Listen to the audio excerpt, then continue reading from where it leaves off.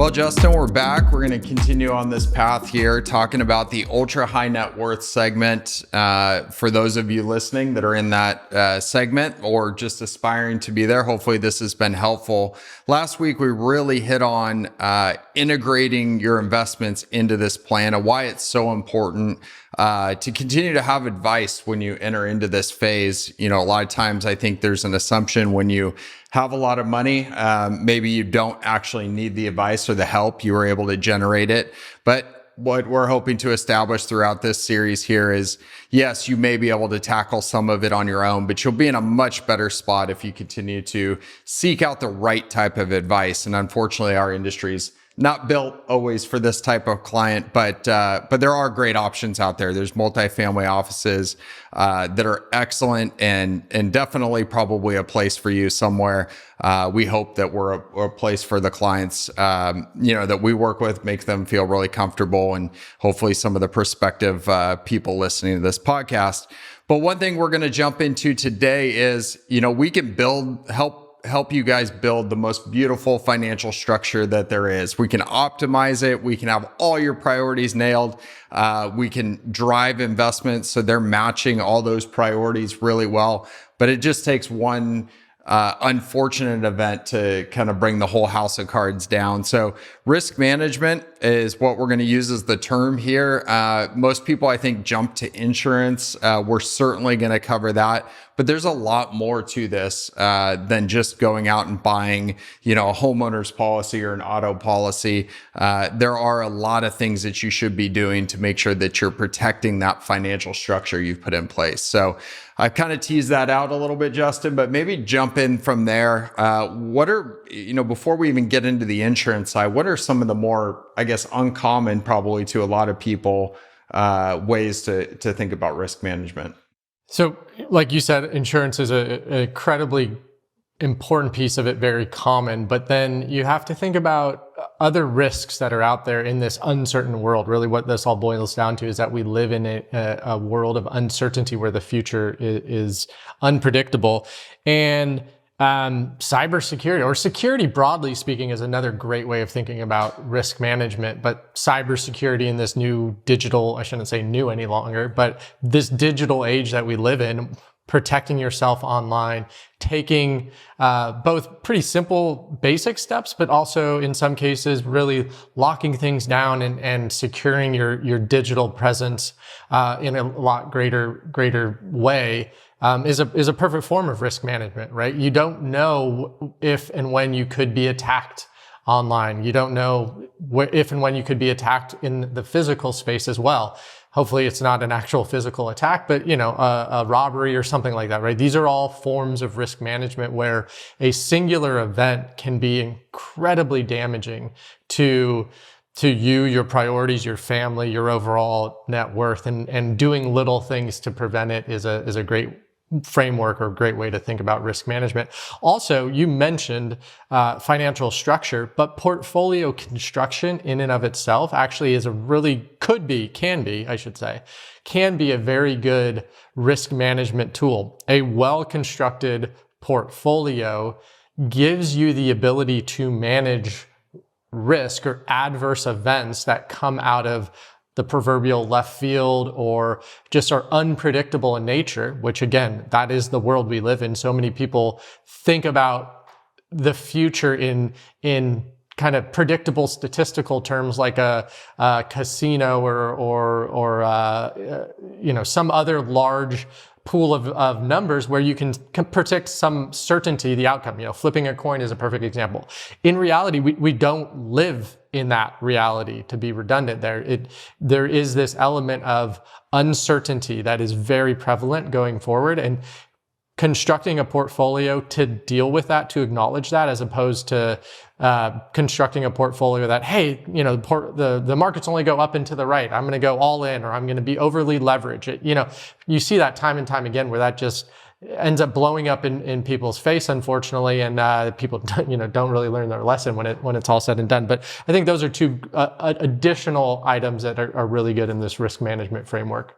Yeah, and I think, you hitting on the cyber security part is so interesting. There are steps that all of us can take, whether we're ultra high net worth, or just kind of the normal Joe walking around. I mean, simple things. So we've partnered with a firm that really focuses on the cybersecurity and really security holistically for clients. And we've learned a lot from them. I think simply, right? Don't keep all your passwords in the Notes app on your phone. Let's start there. Or don't have the same variation of the password for multiple applications, but use something like a password manager, a 1Password or a LastPass or fantastic examples.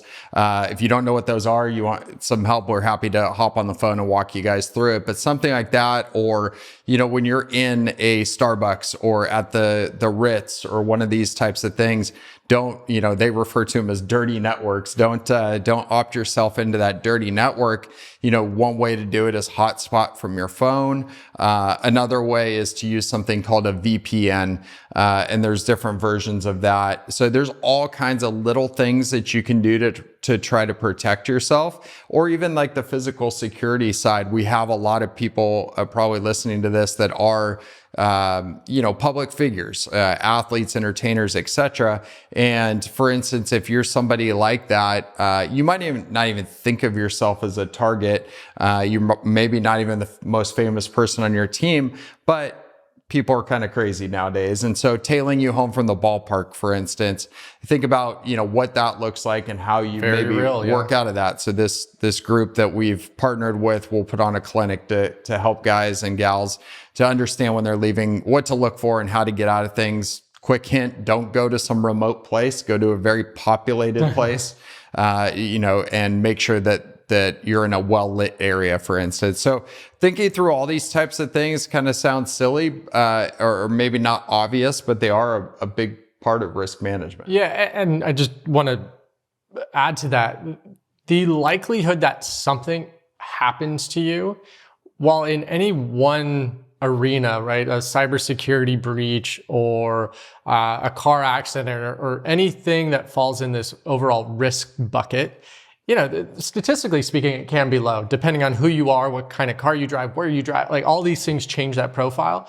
But if you put all of these various events into a bucket, the chance of one thing happening to you throughout your life, and then, not to get too statistical on people, but as a day passes and something doesn't happen to you, chances are it will happen to you greater in the future.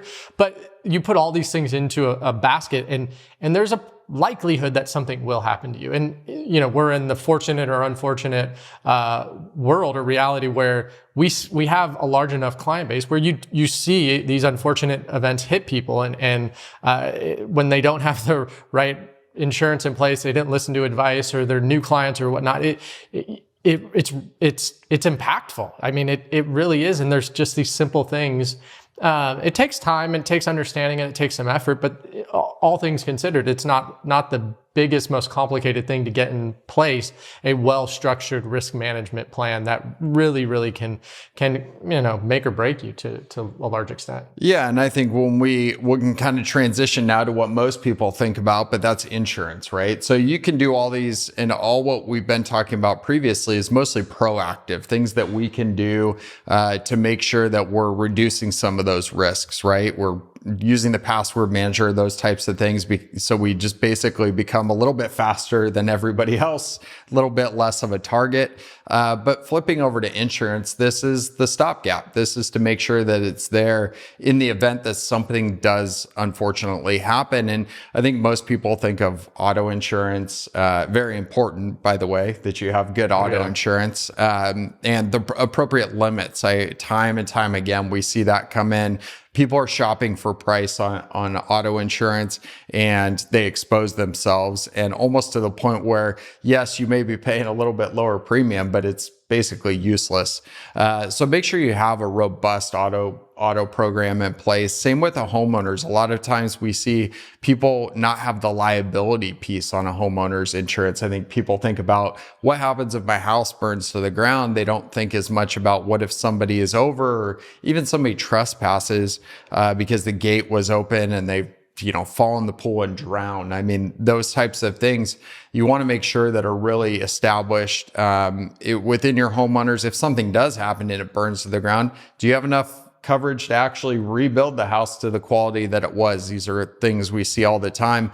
And then there's the umbrella. This is something we commonly see missed, or, athletes are notoriously more difficult to get umbrella coverages on. A lot of companies actually won't underwrite it. So we'll see some, kind of a Geico, a State Farm write an umbrella policy on an athlete, but they never disclosed they were an athlete. And so now you're in a situation where you're paying a premium for something that will definitely not pay out for you.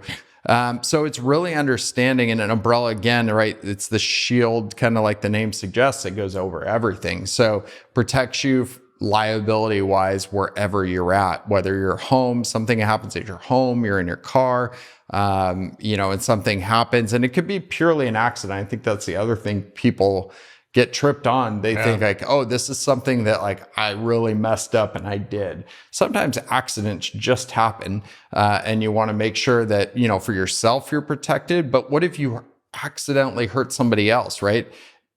You should, I would argue, feel that you want that person to benefit from this and make sure that they're taken care of as well.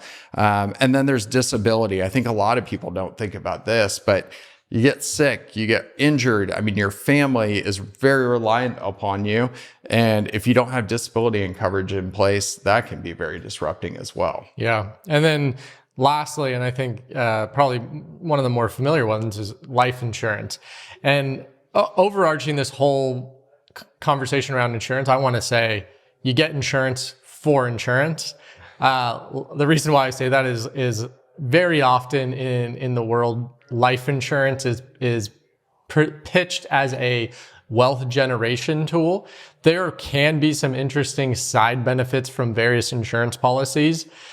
Generally, they don't make a lot of sense, but that's a whole nother podcast. Let's just make it abundantly clear. Life insurance is not a bank, folks. Yes. If you ever hear that pitch, immediately turn around and walk away. Walk the other way. Right. There you go. But life insurance is a very valuable tool. If, again, the worst case scenario happens, a lot of what we're talking about here is accidents where life continues on. But if the worst case scenario happens where you die prematurely, let's say, you want to make sure that your heirs, your legacy, whatever that may be, is taken care of. And it's a very tough conversation to think about quite a bit, or quite often, especially when you're dealing with the estate plan, and there's some interesting conversation around who will take care of your kids, et cetera, et cetera. But it's incredibly important to think through that and have the proper life insurance that ties in with your overall goals, your plan, and make sure it's the right size. So, kind of alluding to what Brandon just said, often you see these ridiculous life insurance policies, which quite honestly was sold to somebody because the insurance agent got a huge fat commission and they were sold all these additional bells and whistles. And you look at it and you're like, well, you don't need $10 million of life insurance. You need 5 or whatever the case may be. And the unfortunate truth is this piece of it is really often an oversold part of the business, whereas a lot of the other pieces of insurance are undersold. Life insurance is typically oversold. So it's a really important area to kind of have your alert, your alarm bells ready to go, your radar sense, your spidey sense, whatever you want to call it, really at its height if you're having an insurance conversation with a typical insurance agent. Yeah, and I would just leave the last point on life insurance is 90+% of the time, simple is better. So a simple term policy, the cheapest version that you can possibly get, stripped down, again, not sold as much because life insurance agents don't make as much money, but that is generally oftentimes all that you need, but you do need it. And life is expensive. If something happens to you, something happens to your spouse, you got to really think about the impacts of that. And then in the estate planning situation, really going through this planning really protects that legacy that you are trying to leave to the next generation. And we're going to actually jump into that in the next episode here. We're going to talk a lot more about that next generation, that legacy impact. Money is a tool. So it's actually a pretty good segue to end on today. But again, I wanted to remind you, just kind of telephone number that you can text. So 602-704-5575. 2004. If you have questions specifically on, the risk management piece, anything that was confusing, you'd like clarified, please shoot us a note. Also, additionally, we're going to be talking about that legacy piece and really using money for impact and as a tool. So if you have questions on that, make sure to shoot us a text. We'd love to hear from you. But until next time, own your wealth, make an impact, and always be a pro.